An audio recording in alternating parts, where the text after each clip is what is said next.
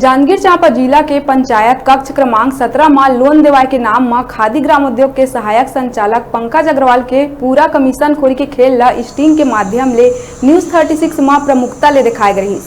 जिला गंभीरता ले संज्ञान लेत हुए जांजगीर चांपा कलेक्टर जितेंद्र कुमार शुक्ला के द्वारा उच्च कार्यालय ला पंकज अग्रवाल के निलंबन के अनुशंसा लिखे गई, जेमा उच्च कार्यालय द्वारा अब पंकज अग्रवाल ला निलंबित कर दिए गए। कलेक्टर ले फोन में चर्चा के माध्यम से निलंबन के पुष्टि हो है।